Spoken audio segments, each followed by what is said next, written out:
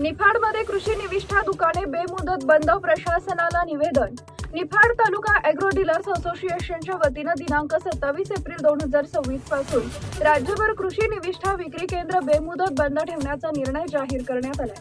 या पार्श्वभूमीवर पंचायत समिती कृषी अधिकारी मोगल, तालुका कृषी अधिकारी पवार तसेच तहसीलदार नाईकवाडी यांना निवेदन सादर करण्यात आले।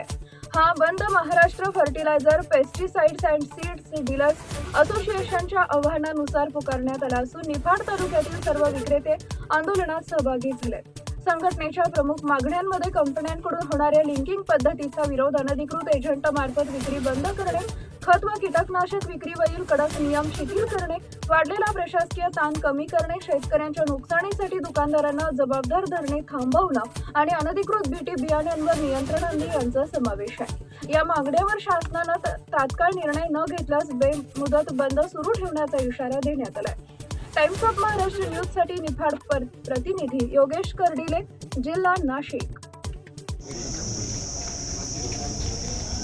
मी बाळासाहेब जाधव, निफाड तालुका ॲग्रो डीलर असोसिएशन अध्यक्ष। आज दिनांक 27 एप्रिल आजपासून आमचा सगळे ॲग्रो डीलर असोसिएशनचे सगळे सभासद बेमुदत संपावर जात आहे। या बेमुदत संपामुळे आमच्या काही शेतकरी बांधवांची, शेतकरी मित्रांचे या ठिकाणी या संपामुळे गैरसोयी। सर्वप्रथम मी या सर्व शेतकरी वर्गाचे दिलगिरी व्यक्त करतो। संप करण्याचा उद्देश हा सर्वांना माहिती आहे, परंतु त्याचं जे गांभीर्य आहे ते गांभीर्य किंवा तो विषय सरकारी दरबारी पोहोचवण्यासाठी आम्ही हा संप केलेला आहे।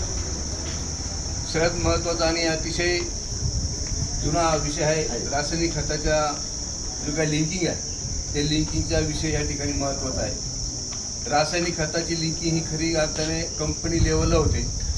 कंपनी ही वितरकांना लिंकिंग करते आणि नाईलाजाने वितरक आमचा लिंकिंग करायचा प्रयत्न करतो शेतकऱ्यांना, आणि त्याच्यामुळे शेतकरी आणि आमचा वितरक याच्यामध्ये गैरसमज होतो।